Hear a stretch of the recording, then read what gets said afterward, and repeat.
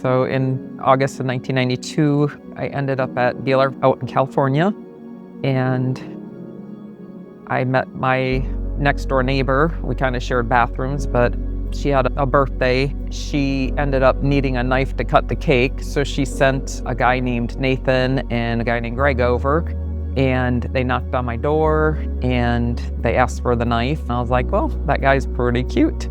So then I got asking Triana about who the guys were, and then I asked for Nathan's number, and I reached out to Nathan for his birthday, which was also in October. I was born in rural North Carolina. My mother actually got pregnant with me when she was 16 years old and had me at 17. I've never met my biological father. Mom had met Eric, which is my stepdad, which 28 years later, he would end up saving my life through a kidney transplant. God has always been watching over me, aligning things that I didn't even know were going to be aligned. Eric grew up in a church. His dad was a pastor. So we started going to the local Baptist church. I really got involved in the youth group, and for once it was structure in my life. And I am the man today based on just his patience with me. He really did a great job of not trying to be an authoritarian over me, but just trying to be a friend at the time when I needed a friend. I gave my life to Christ when I was 13. And from that moment on, it gave me a purpose and a sense of direction in my life. I ended up joining the military out of a second option type stuff. I was really interested in being an architect. An Air Force recruiter had gone to our church, and I started talking to him about the military. In 1995, right around our year anniversary, so then I volunteered, took somebody else's place so I could go to the same deployment he went. I went about a month after he did. When we got back, Nathan was trying to run, and his foot would look like it was going to just explode, and he would still be trying to run because in the military they expect you to have a certain standard. After that, they denied Nathan reenlistment because of all of the issues with his kidneys. I decided I didn't want to be in the military and try to raise a family. I didn't want to be gone for a year and a half and miss my kid's life, so ended up getting out, both of us at the same time, out of the military, and we had to make a decision on where to live. I was from Wisconsin and Nathan was from North Carolina. I was an athlete in high school. I ran 5 miles a day, came back, and I couldn't walk. We didn't know what was going on. Come to find out, I had beginning stages of end-stage kidney failure. I was 21 at the time. She was 20. We had just gotten married. So we didn't know what the future was going to hold for us. Rebecca's background was more Catholic Lutheran, so she didn't know the Bible as much as I did. We searched together. We learned together. We moved to North Carolina because I got a job out there, and everything was good. My kidneys were holding their own. Then we'd have a decline. We got hooked up with Duke University Medical Center. Yeah, you're going to need a kidney transplant one day. And I thought at that age, one day would be years and years from then. After that, the VA ended up stepping in, and they were trying to figure out the kidney stuff, and they said there would be a transplant done at Duke University, but we had to try to find a donor.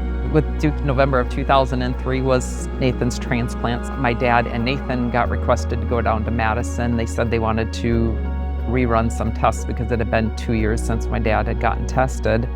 My dad got told on the arteries going to the kidneys that he had plaque on them, so they would not take the kidney. We were on a total roller coaster ride, not knowing what was going to happen. Surprisingly, Nathan's stepdad, Eric, ended up getting tested, and he was a match, and he was willing to give up his kidney to save Nathan's life, which is amazing. He actually was up here within 3 weeks. and they had the transplant done. That was November 6th of 2003.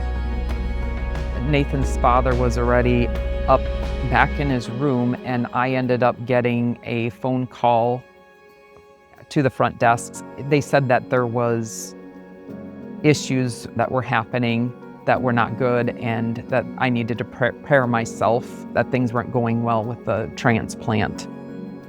That was quite emotional. So many things go through your head. Kayla was 3 years old, Brooke was 1 year old. You're wondering how you're going to do this on your own. So we were very thankful for that.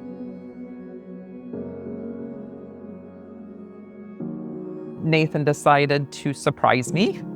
And for Mother's Day, he handed me tickets to go to Norway. He had set it up with an exchange student that I had known.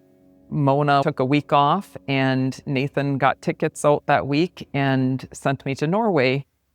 Ironically, 2 days into my trip, I got a text message because we couldn't call with the international cost of everything. And he said, I have received a call for a transplant. So he's no, this is really happening.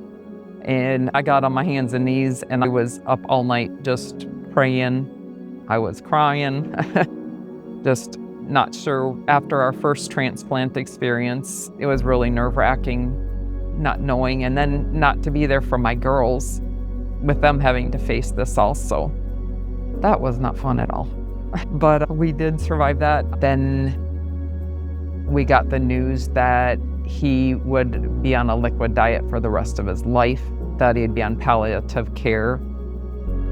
Another learning curve. And then after that, because they said there would be no more surgeries on Nathan, we ended up deciding to go out to Mayo Clinic for a second opinion, because Madison had written in his records there would not be any surgeries done on him any longer. Mayo Clinic said that they would be able to do surgery. They gave us 3 different options, and so we took that back to Madison, to Dr. Lawson, who did the 10-hour surgery on him. We felt comfortable because she had been inside and knew what she was getting into, and she was willing to take that on. Dr. Lawson ended up doing another surgery on Nathan and cleaning up a lot of scar tissue inside, able to save some of the bowel and stuff like that. So he's able to eat a regular diet again, and we're able to live somewhat functional. During that time, he ended up going through kind of a depression. Actually, that was about a year before that, the depression was. So I don't know how to intertwine that, but there was a struggle about a year ago with depression with Nathan again, very severe. And that probably was harder than all of the surgeries put together for me. I would pray for him and pray for me. The depression, so they had put him on, but he still was just a different person. I mean, his body's starting to, I feel like, shut down, where he's got neuropathy, different things, so it's hard to even go for walks and things like that, and I like to be active. But the depression, that it ended up one morning, he ended up calling me at work, and he was on the phone with a trauma counselor. The trauma counselor had us 3-wayed in, and she's like, he needs to go to the emergency room. And she stayed on the phone with him for 2 hours until I could get off of work. I have so many regrets. Sometimes I feel like I'm choosing work over family. I've got constant anxiety about that, being pulled in 2 different directions. It's hard to juggle sometimes. He was in a serotonin overdose from the depression medication. I guess it raises your serotonin, which ends up, it raised too much, which made his heart race, and it could have killed him. But he had a medication to counteract that in the house. The trauma counselor asked if he had some, and he did, so he took some, so it counteracted that. Different struggles to go through, that's for sure. And I wouldn't be able to get through it without the Lord. I'll pray on my way to work. I'll pray on my way back from work. You pray at night. It's the only person that you can trust in our Lord and Savior. So I guess the official total now is 2 kidney transplants, a life flight, an angel flight, 20 GI surgeries, a code blue out, and anxiety and depression. I remember Brooke, we had come back from gymnastics class and she's out jumping on the trampoline, and I started having a bunch of problems through GI, and I had bled out in a bathroom, and I remember having to call her and tell her, hey, turn on the lights out front, unlock the front door. There was an ambulance coming to get me, but I don't want you to come back in the back, because I never wanted her to see me like that. So we tried to shield the girls as much as possible. We put a lot of pressure on Kayla, the oldest, to step up, take care of your sister. Rebecca and I would be traveling back and forth to medical appointments. Finally succumbed to dialysis, and I fought it tooth and nail. And my social worker looked at Rebecca during the appointment and says, if he doesn't start dialysis by the end of the week, he'll be dead. So started dialysis. The girls were there to take care of me, pitch in. Kayla would come to dialysis even when she was in high school, sit in the clinic with me, drive me to appointments. I was down at Milwaukee at a festival with the girls, and we get a call from Des Moines that they have a kidney, but we need you here in 5 hours. And I was 7 hours away. I said, no, I'll find a way to get there. I had called her brother, which is a general aviation pilot, and we had an agreement that if I ever got the call, he would come get me. Kayla pulls right up to the tarmac. I get out. They don't even shut the plane off. I'm emotional. The girls are emotional after what had happened during the first transplant. And all I could choke out was, remember who you are. Well, that became a generational saying in my family with Eric. Every time I'd walk out the door, he would tell me, remember who you are. I was laying on the table looking up at this bright light, and they had pulled my arms out to the side. And I'm laying there just contemplating, will I ever see my family again? Will I make it through another surgery? What's it going to look like on the other side? I got this overwhelming peace. I got it, Nathan. Don't worry. And I'm sitting there thinking, at the time, it's just me and God. There's no more excuses. There's no more, my job is in the way, I can't get to church. But my family doesn't believe in God, so I can't use that excuse. It's just me and God at that moment. So I didn't know what the next thing was going to be. Surgery went well, recovery was going well. There again, we had a lot of hope. One thing was a constant, Rebecca never left my side. Through all the surgeries, all the hours in a waiting room, all the hours in doctor's offices, emergency rooms, she never left my side. She would sleep on a cot, she would sleep on the floor, she would sleep on a chair, but she was always committed to taking care of me. And I think sometimes that's the only reason I made it through some of those really tough nights.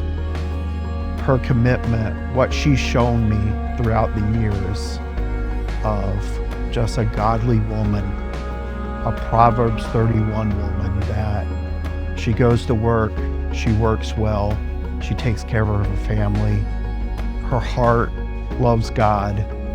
So as we're going through all these tragic times in our life, air flights down to Des Moines, life flights to Madison, ambulance rides to Madison, you just didn't, am I going to see tomorrow? Am I going to see the next day? Am I going to recover? The older I've gotten, the harder it's become to recover out of these things. And I remember one day distinctly rolling the garbage can out to the road, just having this conversation with God. And there again, this voice of, I got it. Don't worry, I got it. And that, do you honestly think you can take care of her better than I can? And so that really gave me a lot of ease. It's been a blessing to have that rock in my life. Not only Rebecca, but that rock of faith in that relationship with Jesus that I've wavered a lot, but he's never. I went through a time where just recently that I had gone through a very deep, dark depression. And it was the craziest thing because going through all these surgeries and all these times, I was always positive. It's always going to work out. Don't worry. And it was always upbeat and positive. Out of 9 surgeries in 18 months that we went through, a doctor had told me one time, we're having a conversation, he goes, the worst thing a doctor can do to you is take away your hope. And so I remember those words in the morning, I don't want to be hopeless. And I still had that connection with God that needed to be vented finally. I deal with that on a daily basis. Right now we're having some major cancer problems. But I remember my aunt telling me one time, she asked me, she goes, Nathan, she goes, how many years has it been since your first surgery? I was like, so I counted out, I said, I think it's been 23 years. And she goes, God has been sustaining you for 23 years. And that really took me back because I looked at it as almost a Job experience. People having health issues or whatever issues that we feed into, even as churchgoers, is God will never put you through something that you cannot handle. But obviously that's a lie, because you see broken marriages, you see wayward children, but the promise is that God will never put you through something that he can't handle. I think on a day in and day out basis, I feel my time is getting shorter here. My body's breaking down faster. I don't recover as quick as I used to. I worry about the people I come in contact with on a daily basis. The people that need to hear my story of patience, love, kindness, that wins in the end. And no matter what we go through on this earth, our time here, if you took a piece of rope and you wrap it all the way around the world, you take a red piece of tape about 1 inch long and you stick it on there, that represents our time here on earth. And you think about the rest of that rope that goes all the way around. You know, are you living for the rest of that rope, or are you living for that 1 inch piece? And those decisions that we make on that 1 inch piece affects the rest of that rope all the way through eternity. So in my life, I'm gonna love God and I'm gonna love my neighbor. When I meet people on the street and talk to people and I tell them about my story, I ask them, are you a godly man? Are you a godly woman? And I ask them, I said, on earth, we pretty much got to solve 3 simple questions. How did I get here? What am I doing here? And how am I getting out of here? I think God has revealed to me what I'm doing here. And I know how I'm getting out of here. So are you going to let your circumstances stand in between you and the rest of that rope? Or are you going to make that decision to trust in Jesus, let go of that bitterness, step out on faith, turn your life over to God?